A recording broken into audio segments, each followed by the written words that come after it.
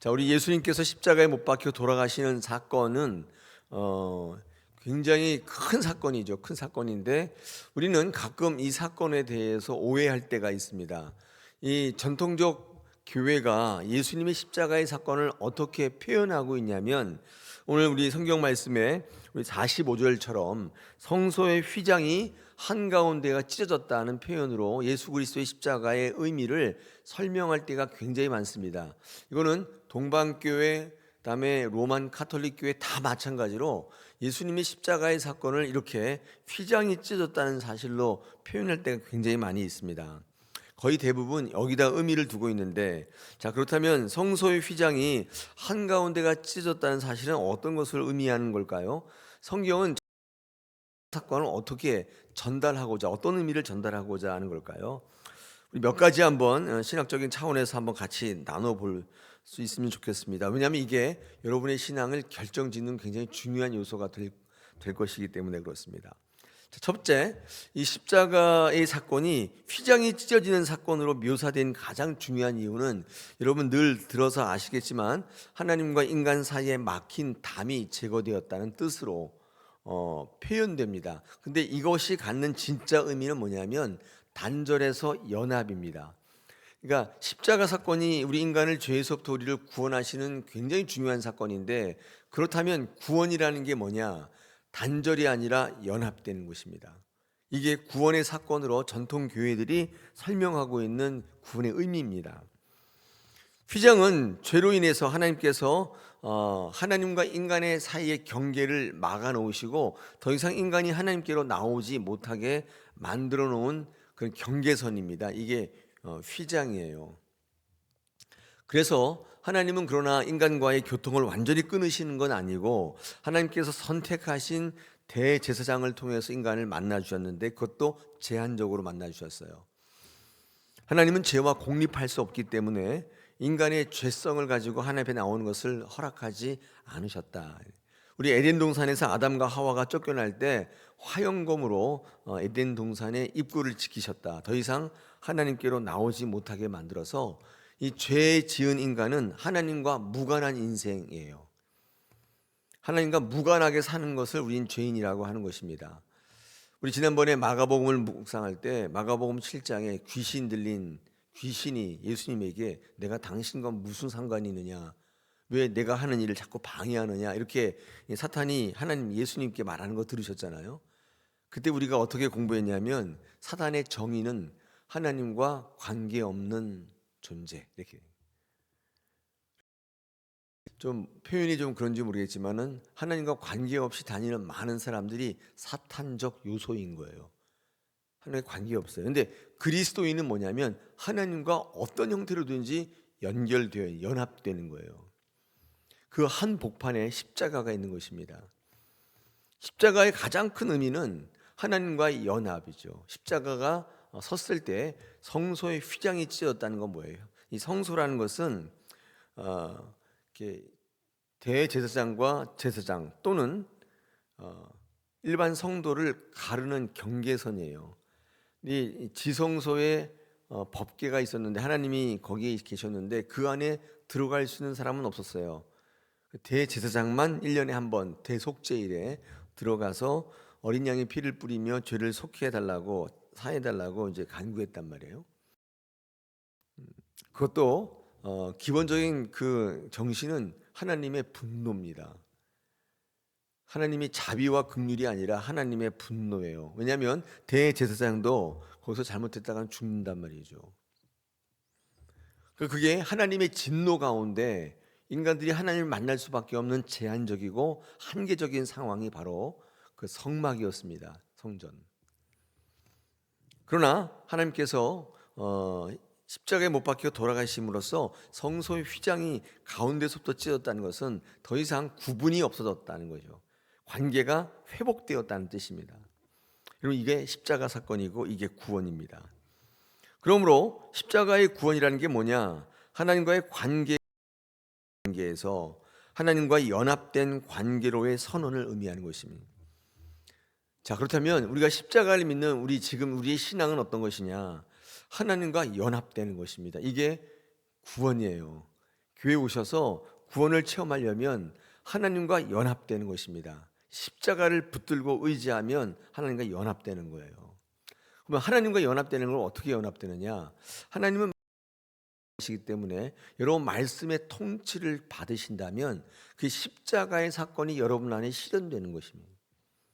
여러분 안에 십자가의 그 휘장이 쫙 찢어져서 그 누군가의 중재도 필요 없이 여러분이 은혜의 보좌 앞으로 담대히 스스로 자력으로 나갈 수가 있는 거예요.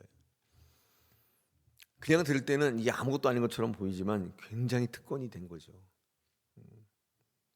누군가의 중재가 필요 없어요. 내가 예수 그리스도를 믿기만 한다면, 말씀과 연합되어지기만 한다면 여러분은 하나님 앞에 담대히 나갈 수 있어요. 굉장히 중요한 거잖아요. 그러므로 여러분 교회 오셔서 가장 중요한 핵심적 구원 사상이 뭐냐? 말씀으로 연합하는 거예요. 말씀을 듣고 아멘 하시고 내가 그렇게 되기를 원한다고 하고, 여러분 근데 우리의 의지와 우리의 이해로 안 된다면 예수님이 약속하셨던 성령께서 여러분에게 그 말씀을 운반해 주시고 그 말씀이 생각나게 하시고 그 말씀대로 살아갈 수 있도록 역사하시는 겁니다. 여러분 이것이 여러분이 처해 있는 구원의 상황인 것입니다. 다른 게 아니에요. 여러분 그래서 우리 개신교 특별히 프로테스탄트는요 이 말씀의 연합이 굉장히 중요한 구원의 요소예요. 말씀이 빠지면, 그래서 예배 중에 80%가 말씀이에요. 사실 다른 걸 아무것도 안 한다 할지라도 이 설교가 굉장히 중요한 구원의 상황인 거예요. 설교 듣기가 힘드시다고 하면 그 참 불행한 겁니다. 구원을 체험할 수가 없는 거예요. 교회에 왔다고 해서 구원이 되는 게 아니라, 십자가 이렇게 붙들고 있다고 구원이 되는 게 아니라, 이 십자가 사건이 갖고 있는 의미, 우리 2000년 동안 전통적 교회가 어떻게 설명했냐? 성소가 찢어졌다는 것으로 설명을 했는 그 이유가 단절해서 연합으로 나간다. 이제까지는 성소의 그 두꺼운 휘장이 하나님과 나 사이에 가려져 있어서 내가 아무리 뭘 해도 그냥 깜깜이요, 깜깜이. 연결이 없단 말이에요. 하나님께서. 근데 예수의 십자가를 의지할 때 이게 찢어지는 것입니다. 여러분 유대교는 이 보편성이 없는 특정 계층의 종교입니다. 왜냐하면 유대 교인들만 하나님 앞에 나가고, 그것도 각자가 나는 게 아니라 대제사장이 그것을 중보할 수밖에 없어요. 그러므로 보편성이라는 것은 찾아볼 수가 없어요. 유대교가 그렇습니다. 그러니까 예전에 죄짓던 상태에서 그대로 머물러 있는 거예요. 지금도 그들은 구원이 뭔지를 모르는 이렇게 죄짓는 상태에 머물러 있어요. 왜냐하면 아무도 예수님 앞에, 하나님 앞에 나갈 수가 없고 대제사장만 1년에 한 번 나가는 겁니다. 보편성이 없잖아요. 그러니까 예수의 십자가로 인하여 제사함을 선포한 민족은 아닌 거잖아요. 우리 이제 초대 교회가 세워지지 않았습니까? 초대 교회의 많은 성도들은 유대 교회에서 개종해서 왔다고 했잖아요.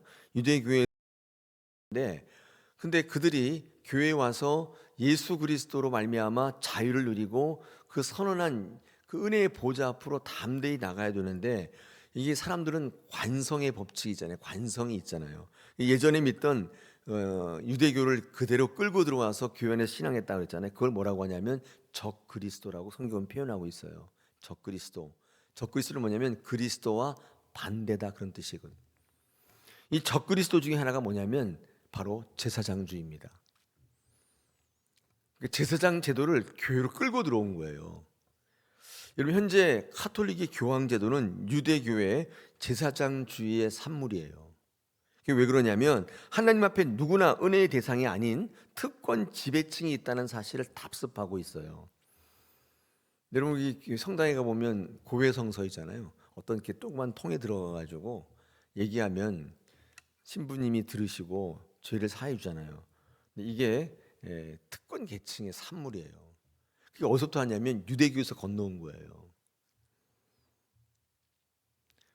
중재자가 아직도 필요한 거예요. 기도할 때 누군가가 기도해 줘야 죄를 사해 주는 거예요. 근데 이게 지금 우리 초대 교회가 가지고 있던 뭐 다 예수 그리스도의 복음으로 신앙생활했지만 적 그리스도적인 요소가 아직도 남아 있잖아요. 종교 개혁가들은 이거 다 없앴잖아요. 이 초대 교회가 가지고 있던 7가지 성사가 있었는데 그 중에 이 고해 성사를 없앴고 뭐 없애고 그래서 주님이 우리에게 명령했던 것 2가지 세례와 성찬만을 가지고 나온 거예요. 그래서 우리 개신교는요 7가지 성례 가운데 2가지만 합니다. 그게 가장 예수님다운 거잖아요. 그러면 개신교 안에는 이런 유대주의가 없나? 있습니다. 이게 참 무서워요. 그 바탕이라는 게 굉장히 무섭거든요. 우리 개신교는 종교개혁에서 나왔잖아요. 그러면 초대교회에 그런 왜곡된 것들이 하나도 없는 것처럼 보이는데 그 바탕이 있어요. 그래서 진정한 개혁은요 사람이 없어지는 것이기도 하지만은 여러분 이 토양을 갈아엎어야 돼요. 우리 6월 달에 이제 다음 주면 6월 달인데 6월 달 한 달 동안 우리 교회에서 묵상할 말씀은 기경하라 제목인데 우리의 토양을 다 갈아엎는 거예요. 그러지 않으면 사람들은 다 없어졌는데 그 분위기, 그 성격 이런 것들이 남아 있는 거예요. 우리 개신교 안에 유대주의가 뭐가 있냐면 이런 거 제가 한번 생각해 보니까 담임 목사가 기도하면 하나님이 더 그 기도를 들어주시는데 되게 특권주의거든요. 그렇지 않습니다. 제가 볼 때 가장 능력 있는 기도는 뭐냐면 본인이 십자가를 붙들고 기도하는 건데 또한 하나님께서 피로 세우신 아버지 있잖아요. 아버지가 자녀들을 위해서 기도하는 게 가장 효과적이에요. 왜냐하면 그 자녀들은 그 피 아래 묶어 놓으셨기 때문이에요. 피로 세우신 권이기 때문에 그렇습니다. 여러분 가정이 복음화 되어야 되는 이유가 바로 여기 있어요. 아빠가 교회를 안 다니면 그 자녀들이 좀 힘든 거예요, 사실은. 이런 말들이 좀 와전돼 가지고 엄마 아빠가 기도하는 집에 자녀는 망하지 않는다. 뭐 이런 말들을 이제 만들어낸 건데 전혀 의미가 없는 게 아니에요. 여러분 이번에 총동원 전도 때 가정 복음화를 반드시 이루셔야 돼. 이게 해마다 하고 있는데 이게 한 번에 딱 해서 될 것 같으면 얼마나 좋겠어요. 혹자들은 해도 안 된다고 하는데 그만큼 어려운 거예요. 이게 뭐 한 해 가지고 뭐 가족이 다 예수 믿고 하면야 그게 얼마나 좋겠습니까? 안 되면 또 하고 그 다음에 또 하고 우리는 매해마다 해야 되는 거예요. 그래야 아버지가 엄마가 자녀들이 주께로 돌아오는 것입니다. 몇 번 해봐서 안 된다고 해서 집어치운다면 얼마나 어리석습니까? 그게 비효율적인 게 아니라 어리석은 거예요. 그만큼 쉽게 보는 거잖아요. 그거를. 가정이 구원받는 일이 그게 쉬운 일인가요? 쉽지 않아요. 여러분 휘장이 없어졌기 때문에 더 이상 대제사장의 존재가 필요 없게 되었잖아요. 즉 다른 말로 하면 예수님이 여러분의 대제사장이 된 거예요. 또한 제물을 드리는 제사가 더 이상 필요 없게 되었습니다. 그래서 우리는 더 이상 누구 앞에 나가서 할 게 아니에요. 여러분 대제사장이라는 것은 이제부터 어떤 자리가 되었냐면 특권의 자리가 아니라 순종과 헌신의 자리가 된 거예요. 그게 대제사장이 된 거예요. 우리 만인 제사장이라고 하는 건 뭐예요? 제사장의 역할을 하라는 게 아니라 이 순종과 헌신의 제사장이 되라는 거예요. 내가 주님 앞에 나가서 이제 누군가를 대신해서 죄를 그런 게 아니라 내가 하나님 앞에 직접적으로 나가서 아뢰일 수 있게 되기 때문에 내가 어떤 역할을 하는 거예요? 대제사장 역할이 되기 때문에 누구나 다 대제사장이 된 거예요. 대제사장이 하는 역할을 하고 그렇게 하는 게 아니에요. 이제는 예수님께서 단 한 번의 완전한 희생 제사를 통해서 구원의 길을 여셨기 때문에 더 이상 제물도 필요 없어요. 더 이상 어떤 장소, 제도, 규례에 제한받지 않고 예수 그리스도를 믿는 믿음만으로 그 십자가를 붙들고 내 인생 가운데 세우는 것으로 구원과 은혜에 참여할 수가 있게 된 것입니다. 여러분 이 사실을 아는 건 왜 중요하냐면 한 가지 이유 때문인데 올바른 예배를 드리기 위한 것입니다. 그러므로 십자가의 신앙을 붙드는 이들은 더 이상 죄를 사함받기 위한 제사를 드리는 게 아닙니다. 우리 천주교처럼 제의적 종교가 아니에요. 우리는 그런 종교가 아닙니다. 죄사함 받은 것을 기뻐하고 감사하는 것이며, 죄사함 받은 이들이 어떻게 살아가야 될지에 대한 삶의 결단을 드리는 것이, 이게 우리 개신교의 예배입니다. 또한 우리에게 구원을 선포하신 그 예수님을 기뻐하고 감사하는 게, 이게 바로 예배예요. 여러분, 오늘날도 이 교회에 와서 제사를 드리는 분들이 있어요. 제사를 드린다고요. 여러분, 성소 안의 지성소는 하나님의 임재를 상징했지만 그 휘장이 찢어짐으로 하나님의 임재가 더 이상 어떤 특별한 장소에 머무는 것이 아니라 그것을 믿는 사람들 안에 거하시게 하시겠다는 하나님의 선언이 있는 것입니다. 여러분, 그러므로 우리 믿는 사람들, 우리 개신교 예수 그리스도를 믿는 분들의 기도의 예배는요, 이러해야 되는, 제사를 지내는 게 아니에요. 뭐 향을 뿌리고 뭐 이럴 필요가 없어요.